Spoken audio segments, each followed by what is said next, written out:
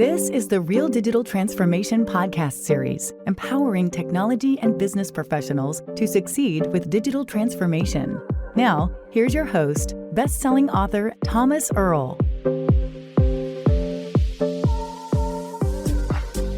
Hi, this is Thomas Earl, and welcome to another episode of the Real Digital Transformation podcast series.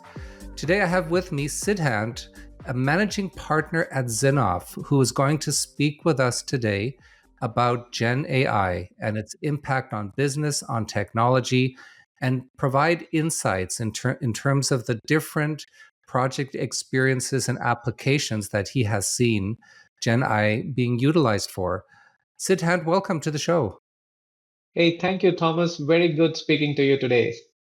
Super. So, Sidhant, before we get into specific areas of application and concerns and risks and benefits, tell us a bit about why you see GenAI having become so important today. What is its significance that has made it such a hot topic today? Right. Yes, Thomas. I think everyone is talking about GenAI, and honestly, it took me a while to try and formulate a very simple definition for GenAI. And if I put it very straightforward, GenAI is a technology that creates content. That's it. Just that the content it creates is highly complex and very realistic. We are very aware of the text content that is generated because of the popularity of ChatGPT. At the same time, content, especially around image creation, is something that has caught on significantly right now. A platform such as Midjourney does an excellent job. If you look at other areas of content generation, I would say complete video and audio creation using platforms such as Deep Brain are also something that one must definitely look at. And of course, there is a lot of talk around automatic generation of code, and platforms such as GitHub Copilot are leading the way. And one of the interesting things that GenAI also is able to do is to create content to train itself almost by using platforms such as Synthesis AI to create synthetic content or data to train models or make them better. And you asked, Thomas, why it has become so important, right? I think Yeah. yeah, I think philosophically, we always thought that creation is something that only humans do, or maybe God does, for the people who believe in God, of course. So a machine that is actually able to create such different forms of content, text, video, audio, virtual reality, data in itself, code. I think this in itself is a psychological shock for the humankind. And that is one of the key reasons why it has become so popular. And I think for people who are unconvinced about the power of generative AI, they must try one of the platforms that I mentioned. Midjourney is the most fun. I kind of use it whenever I have time. It creates images just by description. However, from a business perspective, Deep Brain is my favorite. It is just surreal to watch it create complete presentations and human like presenters, realistic voiceovers. It is just fantastic. And we being in the consulting field, it makes us wonder whether we would really be needed in a few years or not. so so I think these magical results of generative AI is something which forces everyone who has experienced it to really think about how do I apply this to my life? How does a business react to it? It compels investors to question the companies that they have invested in on, hey, what are you doing with generative AI? And as a customer, it I want that the companies that I am buying from are really using generative AI to make my experience better. So there's a lot of expectation. There are a lot of possibilities that generative AI has opened up, and that is why I think it is something that everybody is talking about. And also the fact that it has real possibilities. It is something that is very, very important going forward. Hmm. And its range of applications is so broad. It really requires some careful thought for a given business to ensure that they utilize it the right way. It could also be utilized in a way that may not produce beneficial results or may not meet expectations. So it requires analysis, it requires creativity, and it requires a good understanding of the business, the technology, and how they should be best married to produce beneficial results. In terms of how Gen AI changes the way we approach building our business automation solutions, what have you seen organizations do? How are they applying it? What are some of the ways that have been most effective that you've seen so far? Yes, that's a important question, Thomas, because like I explained, the technology is definitely wonderful. The question is, how do I apply it to my business or my client's business? And more importantly, where is the money to be made? Is the money to be made by improving my process? Is there a new service I can add? Is there a new product that I can launch? These are the questions that every business executive is facing right now. And these are all very difficult questions. Primarily, what I believe is these are difficult questions because the technology itself is a few months old. GPT was just recently launched, so it's not like people have had a lot of time. People have had a lot of exposure, and they are looking at it. They're thinking about it. People are running experiments, but that is about it. I still think that it'll take some more time before the concepts and use cases and pilots mature. And one of the interesting things that Zinnov did recently was to run a very extensive survey of more than 320 CXOs. This is CEOs and people who had engineering, people who had marketing departments, finance department, IT departments. And we asked them on what they are doing about GenAI, whether they're implementing pilots, if so, how many, whether some of them have scaled or not. Interestingly, what we found is 62% of them are actually running pilot programs to implement GenAI and on at least two use cases, right? And this is very fascinating that just within a few months, more than 60% are trying something to pilot. At the same time, very, very few, and just about 5% of them have reached some kind of scaled implementation. When I say scaled implementation, let's say a particular use case is deployed across a complete business unit or two business units or three business units. That is a scaled implementation rather than just keeping it within experiments. So that kind of adoption is still very, very low. And because of that, what happens is the people are not able to completely fathom what are the exact productivity gains, where is the revenue gain, etc. At the same time, they have enough information to keep them excited. And one of the other interesting things that we found is there is a significant variation in the people or sectors that seem to be interested in GenAI. So the sectors that are very regulated, so for example, aerospace sector, sectors across energy, oil and gas, etc., these seem to have a lower degree of adoption, and people are still in the mode of, I'm not sure whether my product will be certifiable if I implement Gen AI in my production process. So they're still wary, they're waiting for some of the others to prove it to them, the regulations becoming better so that they can go ahead and then start using Gen AI. However, Hmm. where we are seeing the most adoption is almost we started from the point that Gen AI is a tool that creates. So the industry that is at the forefront of content creation, that is the media industry, the entertainment industry, the agencies that create content. This vertical is where we have seen the most amount of adoption.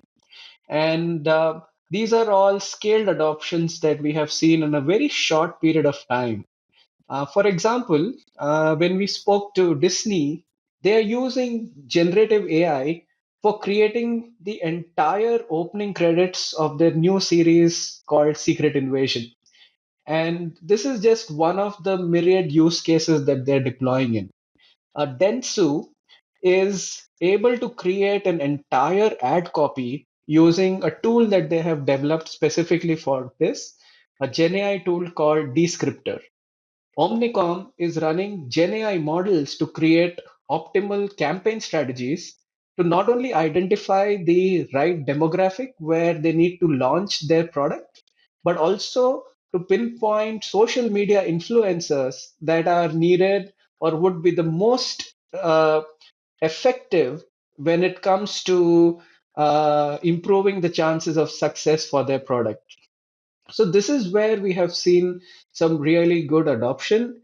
Unfortunately, we have also seen what I would call a type B error, wherein this quick and rapid adoption has seen a pushback from the people on the ground. The recent strike by the Hollywood Writers Guild and is a testament of that. One of their key demands, in fact, the second demand that they had, is that tools such as ChatGPT should not be used as the primary or the sole creators of content. At best, they can Hmm. be used to help people generate content.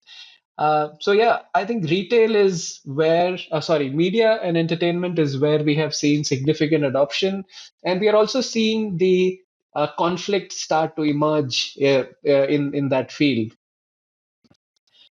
The Interesting. I guess there are a lot of factors to consider. And like you said, some organizations see limited potential for it, whereas others, it can completely change their business models. That is right. That is right. One of the other areas, Thomas, that we looked at, and this is a little different from just creation of content. This is where companies who are at the forefront of customer engagement, at the forefront of personalization, especially companies in the retail sector. This is the other area where we have seen them very quickly deploy GenAI to improve customer experience. And also, as you know, the retail space operates on almost wafer thin margins, at least in most sectors. And that is Hmm. why it's they have taken GenAI adoption or they have adopted GenAI pretty quickly in certain areas to improve that. Let me give you a couple of examples, right? So, Sephora has built an interactive bot that is trying to understand customer questions, refer back to the database it has, overlay demographic understanding of the customer, and really provide personalized makeup recommendations or skincare product recommendations. This was something that typically happens if you go and visit the sales executive of a Sephora store. They are now piloting this through an actual generative AI bot, right? And the bot is not just something that is inanimate. They have a proper avatar. You can it almost feels like you're talking to a person. So that's the sophistication with which we are seeing some of these use cases. Interestingly, it's not just voice content. Even if you look at virtual reality, that is also content that GenAI is able to create. And if you look at a company like Levi's, it is providing full virtual try-ons using GenAI avatars for its customers. And like I mentioned, optimization of backend. Procter and Gamble is deploying its own complex foundational models to actually and accurately predict sales of some of the new products or new SKUs that they are planning to launch. So these are all very exciting new use cases that we have seen already being adopted in sectors, including retail sector.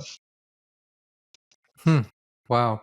So Gen AI is already at the forefront of a lot of businesses as they decide how to move forward, how to take advantage of it, how to become more competitive, or how to keep up with others who may be in their market but are adopting it more aggressively. So, in terms of what you've seen, how is Gen AI changing the way they operate and prioritize business goals? Like, in terms of the business model shift that organizations may decide to undergo when they determine that Gen AI will significantly change the way they carry out their business. Um, how have you seen that occur? Or perhaps if it's not yet that mature in terms of adoption rates, what do you see on the horizon for organizations in terms of how they're augmenting, how they operate, how they're prioritizing their goals, purely as a result of factoring in Gen AI? Right, right. No. So one of the interesting things that seem to have happened, and we discussed this, right? So it's only a few months old, but even within these few months, one of the key shifts that we have seen happen, especially for enterprises, is that generative AI has gone from a cool tool to be used in certain from a cool tool that is used in certain use cases, maybe to wow customers or to create content faster, to actually become something that is giving real cost benefits. And one of the papers that came out of University of Pennsylvania, the researchers there quantified through a lot of research that about 80% of the global workforce would see at least about 10% of their tasks being performed by Gen AI eventually, right? So that is a very significant impact. So even 10% impact is actually very significant. And Gen AI promises to be the great technology deflator in this world where we are all seeing sticky inflation for a very long time now. Typically, historically, there are always technology advancements which improve the efficiency of human beings and cause the improvement of productivity. And every economist will tell you that it's only improvements in productivity that cause a significant leap in the global economy. Rest, everything is a Mhm. consequence of price and demand, etc. But it's truly productivity gains that improve humanity. So this seems to be the the big promise. I mean, it seems to hold a big promise not only for enterprises but for the economy as a whole. And one of the Zinnov teams also, what we did is we conducted some actual empirical research to try and model some of the savings and impact, and we also backed it with some expert interviews to quantify the impact of Gen AI specifically on operating costs or on the operating functions that you spoke about, right? And we looked at the three core spend buckets, the three core spend buckets being the marketing spend, the spend on technology, including engineering spend, and the information and technology spend. So the first insight that came from this study is that the real impact is a few years away. And most organizations, considering their current implementation journey, will take at least 2 years to see some meaningful results. And actual quantifiable, reportable good results will come only in about 3 to 4 years. That's the first insight. The second is that we model the adoption of GenAI to almost the closest disruptive technology that we have seen in recent times, and that is cloud adoption.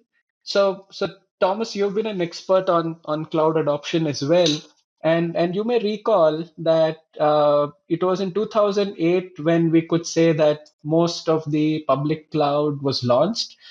It took at least 5 years, or it took at least till 2013 for the industry to become of any significant size and for the use cases and adoption to be rolled out across sectors. And even much later, it actually took the COVID the whole COVID crisis to push the industry completely into the arms of public cloud. They were always ups and Hmm. downs, right? So even if we model Gen AI around that, at least the first 5 years, if we model around that, one of the things that we have seen is there could be up to 30% productivity gains across these three buckets.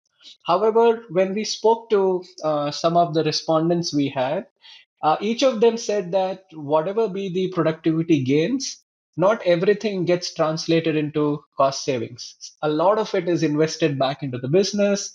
A lot of it is going into improving the work, the what do you say, the work quality of the people involved. But even then, we believe that in about 4 years, we could see at least a reduction of 15% in the CIO spend, about 18% improvement in productivity on the CMO spend, and about 20% on the CTO spend. And this is for enterprises that decide to embrace generative AI effectively. So what you see is a lot of data that is emerging, which is very clearly indicating that for a business, it is extremely important to look at generative AI, not just as a good to have, but a must to have and a very important part of their overall growth strategy. And whatever type of industry you might be in, this is something that no executive can hide away from. And if you see, Thomas, the current state of affairs, the market is not the best. We are not in a recession, but we are close to recession. Every quarter, every month, there are new results. There are new conflicts that start, and hence the significant or the opportunity of significant improvement on the bottom line is something that most businesses just cannot afford to miss right now. And hence, we think that Gen AI adoption in the current scenario is definitely going to be something that every business has to consider. And we have seen many of our customers uh, be very deep in planning and budgeting right now because this Chat GPT and GenAI kind of hit them out of the blue just a few months back. Most of them had completed their budgeting cycle. But now is when they're all planning, budgets are being allocated, experiments have been run, some areas of implementation are being finalized, and most companies you would see significantly up level their investments in GenAI as we move into the next financial year. Hmm. Um, in terms of the drivers of Gen AI, economic drivers, business goals, shifts in industry as well.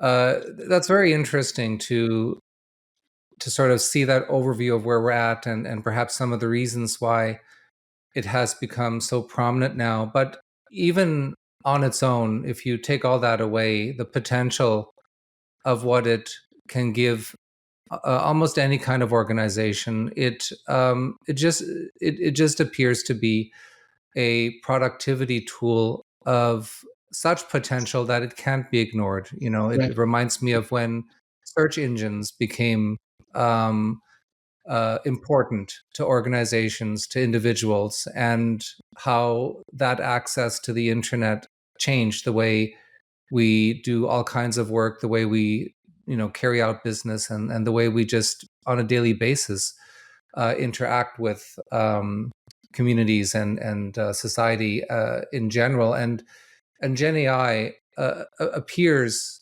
to have the ability to become a productivity tool, a tool with access to information and intelligence that will just become a natural part of life in a few years, and a natural way of Right. operating, whether it's on a personal or on a business level.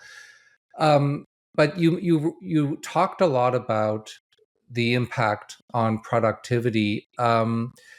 When How do you see more specifically the impact on an organization's workforce? How they carry out their internal business processes and operations? Where do you see, or where have you seen opportunities for Gen AI to make a difference there? Right. So Thomas, I think there are multiple areas where we see the opportunity. Um, but let me do two things, right? Let me start broad and then give you one very specific example. So the study that I was alluding to, one of the things that it clearly concluded is that the impact of generative AI is going to be clearly on the workforce. And within that, if you look at the dependence on talent for processes across the three big spend buckets that I mentioned, across marketing, across IT, across engineering and technology, we would see that the dependence on talent will reduce by at least 4% and up to 15% in certain cases over the next 4 years. And it is not only the quantum of talent needed here, we would also see the complexion and pyramid of this talent change significantly. I'll give you one example. For example, in a controlled sandbox of about 90 junior developers who are given the task of server implementation, what is noticed is for the group that was given uh, Copilot, they saw 55% improvement in productivity. That is, the number of developer hours needed dropped by 55% for one use case of server implementation, right? Of course, this the improvement in productivity will vary given the different tasks. Maybe this was a task particularly suited for improvement in productivity. At the same time, different such dipsticks from different organizations have reported, almost everyone has reported a significant improvement in productivity, right? That is one. Second, and interestingly, a lot of companies have reported that experienced architects or even business analysts or domain experts uh, think that they need much lesser time of their development teams and need to use them less frequently whenever they are tasked with creating new features or creating some improvements to an existing product basis a client demand or a new feature set on the product roadmap. So this really begs the question, and it's going to be interesting to watch how enterprises and the HR teams of most companies react to this. Is whether the going forward the talent pyramid is going to be the classic triangle with more number of junior folks, and there are middle folks, and then there are lesser senior folks, to maybe transforming into almost a step function with only junior folks and senior architects or business analysts, right? At least in the development world. So these are some interesting questions that we will all face and enterprises will be forced to answer as we move forward in this. And it is not just development or software coding. We have seen similar type of use case adoption and productivity improvement across all the business processes around finance, HR, IT, etc. Right? So it could be financial reporting, it could be onboarding, it could be shortlisting of resumes, etc. Each of them is a place where Gen AI has the potential to improve productivity significantly. Hmm. Um, we've talked so far a lot about the potential of Gen AI to make a positive difference in organizations, in their productivity, in their ability to grow and become more competitive. So it's clear there's a huge benefit potential there. But as with any new, and especially as with any impactful technology innovation, there comes risk. Hmm. There are pitfalls. There are challenges. There are ways to misuse or abuse the technology so that it may actually do more harm than good.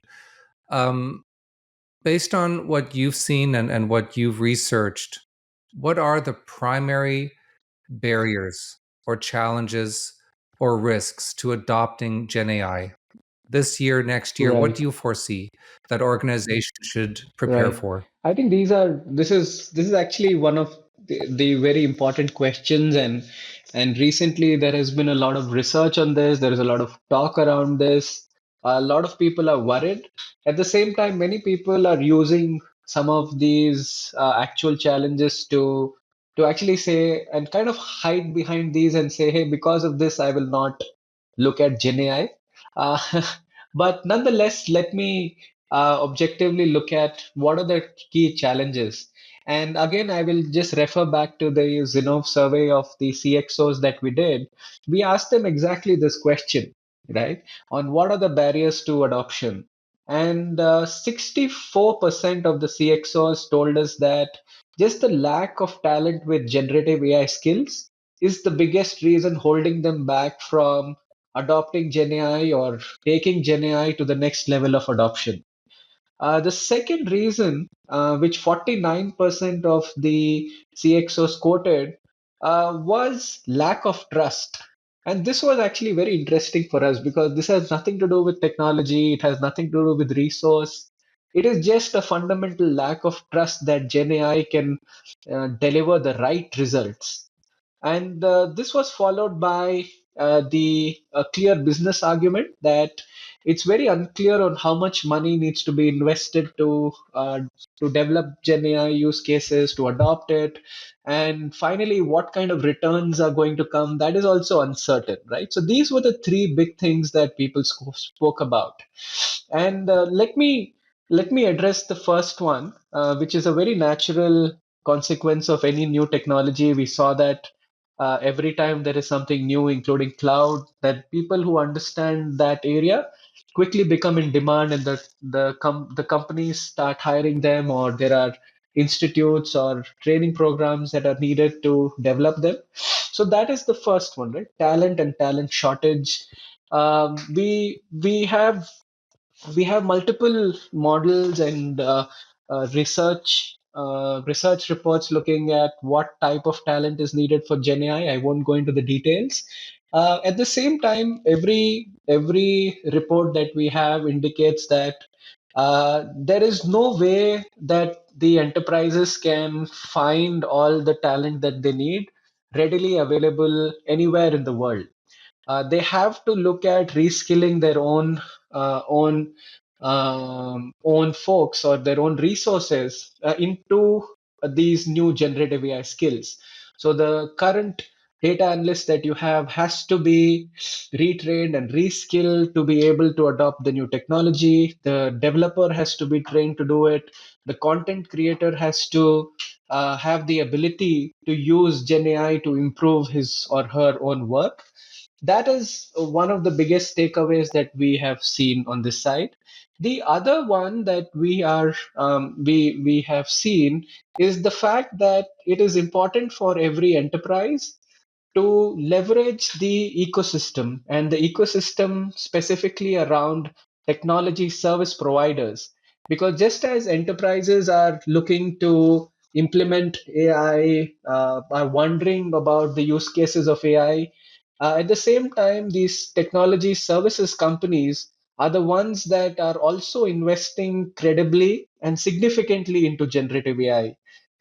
We all know Accenture spending about 3 billion on this. Cognizant said that it's going to spend about 1 billion on maybe healthcare specific LLMs and generative AI COEs. Multiple companies, including Persistent, Wipro, Birlasoft, all of them are setting specific generative AI COEs where they are in a position to help many of the enterprises run some of these sandboxes, to run some of these experiments. And whenever they decide to scale them, use the talent available within these COEs and the expertise that they have gathered for their business purposes of implementing GenAI, right?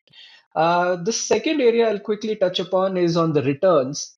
Now, there is a lot of research that has gone in on amount of money that one needs to invest for basic Gen AI implementation. I will not get too technical on this, but just to summarize, if somebody has to implement Gen AI using the classic managed models, the most popular ones that we know, like OpenAI, etc. If you're going to use them, the investment is low. So, for example, you could start with something less than even $100,000 to begin with.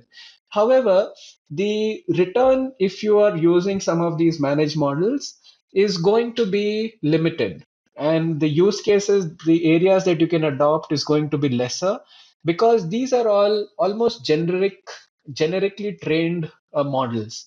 And for example, if you're in a healthcare space or if you're in a proper retail domain, you would actually need to invest in creating proprietary models and train them on your own data or your own specific data for them to be very valuable to you.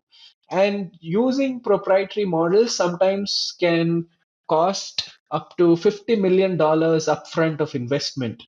And whenever somebody is looking at such a significant quantum of investment, the return has to be ideally very clear on when it will happen, how long it will take. But like I mentioned, right now, that is a pretty gray area because of just the lack of, number of clear experiments that are pointing into that direction.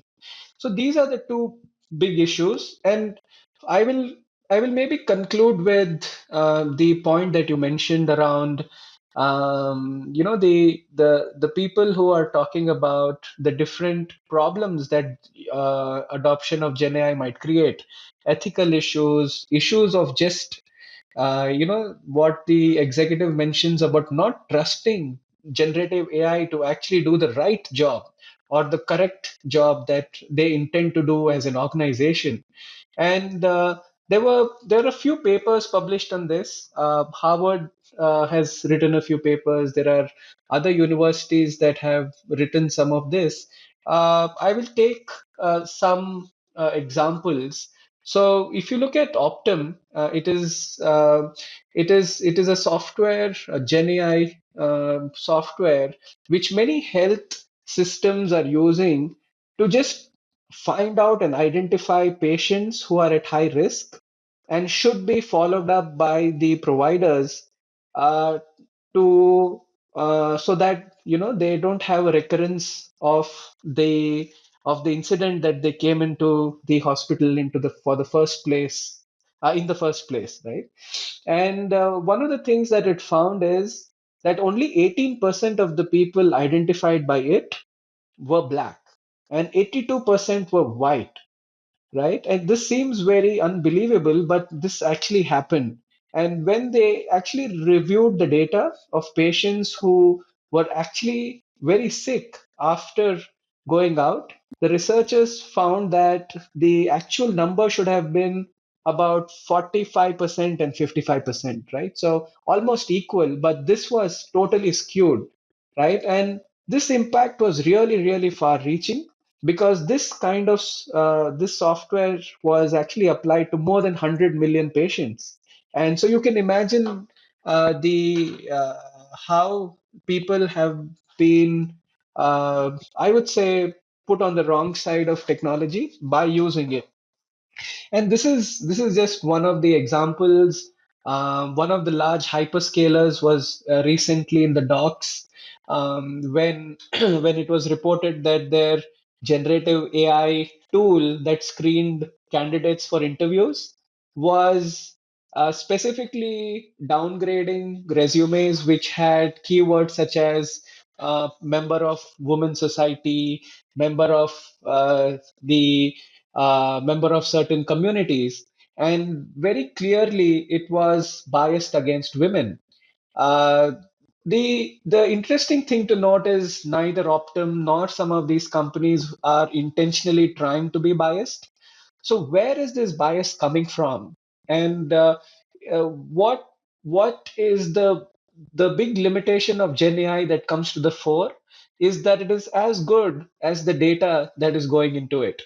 So if we have been historically biased or discriminating against certain people, that history will only get exaggerated going forward because the AI would tend to assume that that is how it should be done going forward. However, that is not how organizations intend to do it.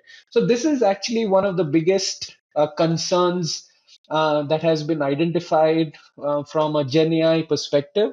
And that is why I mentioned in many of the regulated industries, this is becoming a big issue. The second area where some of the models seem to be getting it wrong is what they call proxy bias, wherein you are using a proxy for indicating a certain area. So, for example, uh, there is something called a recidivism score or risk score that is assigned to people who are arrested in the US. And these scores are generated by AI, and these are designed to predict which of these defendants are likely to commit additional crimes. And the judicial officers actually use this index to either grant them bail or deny them bail, right? And when it was checked Mhm. on the accuracy of this basis, the additional crimes that were committed by these people in 2 years, what was very clear is that this software was very clearly biased or was twice as likely to flag black defendants as future criminals than the white defendants. And one of the reasons it was doing that is because it was not factoring for the kind of policing that happens in black areas. Or so these are just some of the known biases that generative AI model has. And there is a lot of work that is happening in creating what is called fairness layers or fairness checks and balances. However, some of these massive um, errors that have happened is causing the industry a lot of concern in terms of how to manage this. And just as everything is early days in generative AI, this is even more cutting edge work that is happening now. There's a lot of research happening on this. A lot of people and money is being spent on this. The whole regulation aspect of Gen AI also seems to be stemming from this, and many of the other areas, including labor rights, etc. So this is going to be a very interesting journey, Thomas, as we go forward. At one hand, you have really big potential. Second, there are almost humanity altering or future altering uh, problems that can actually happen. So yeah, it's going to be a very interesting journey, Thomas, I think, as we go forward. Um, that's extremely insightful, Sidhant.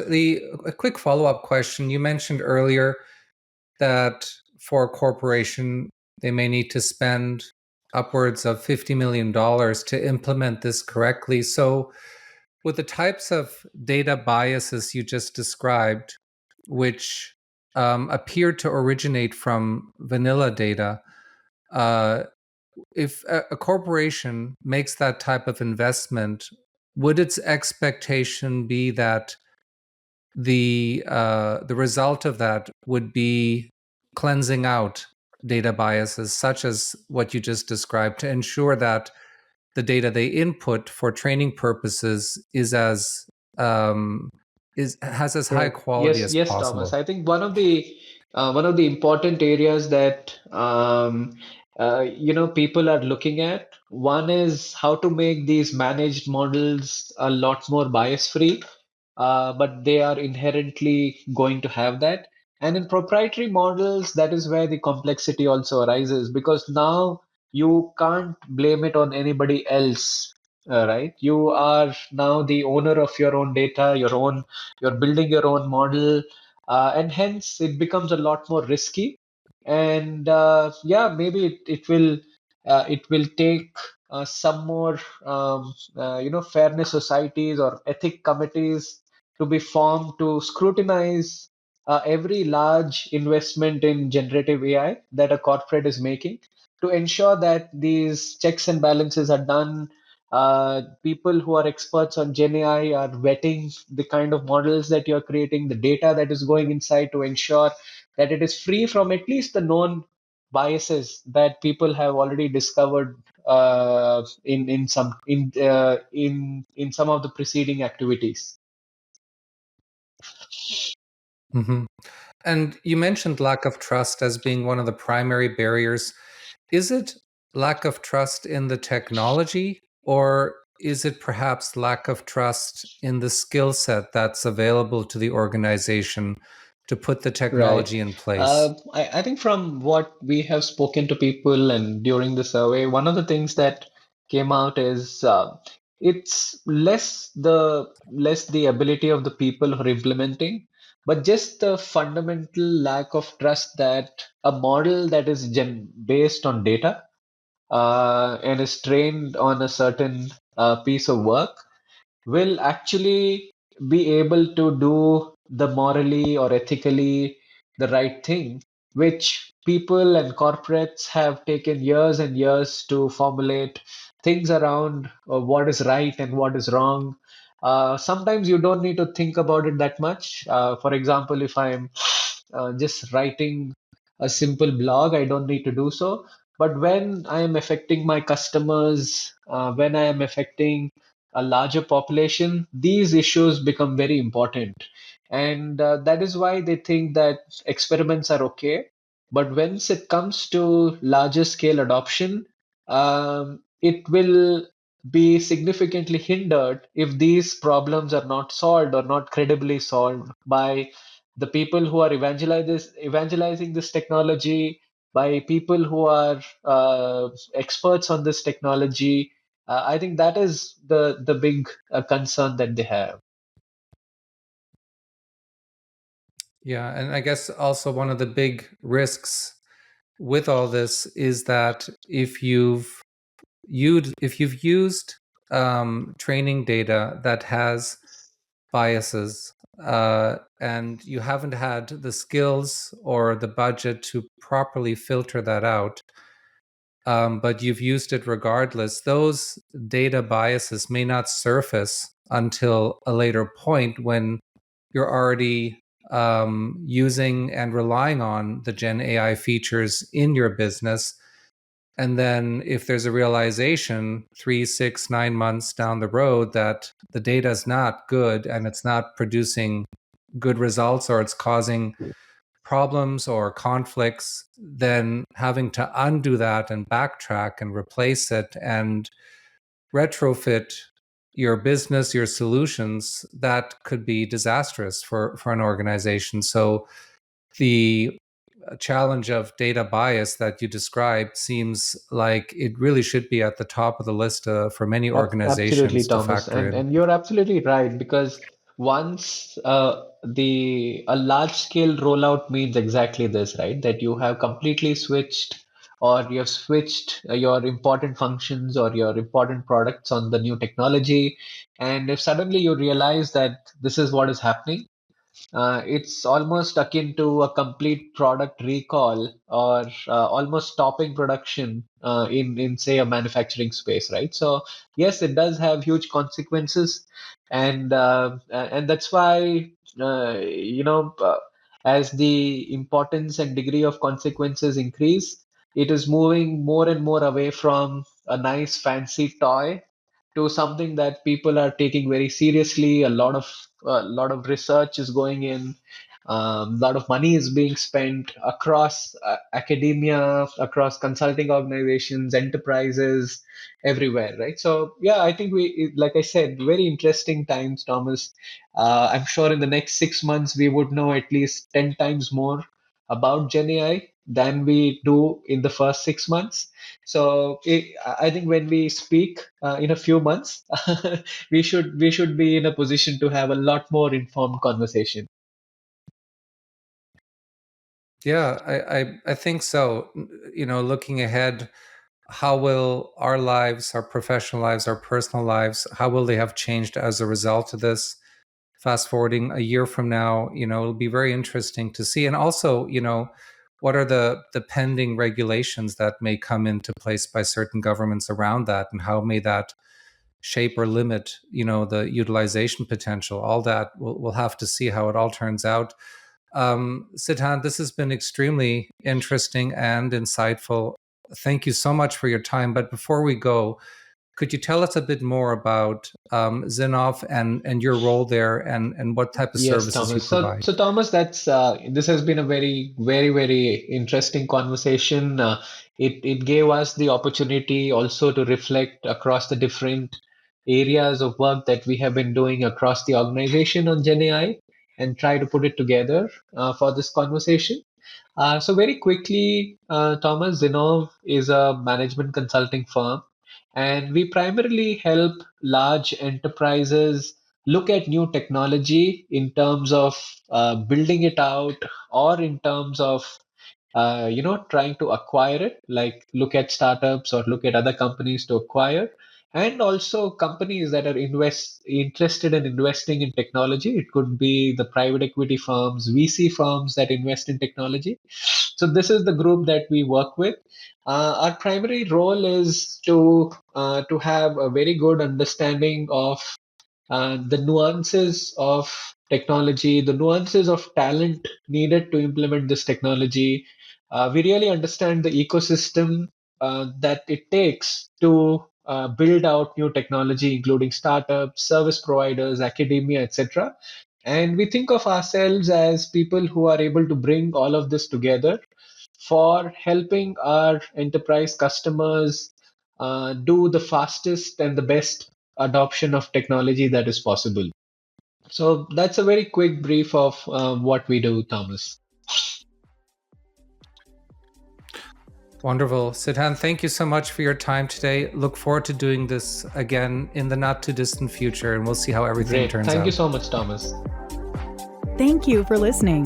Follow Thomas on LinkedIn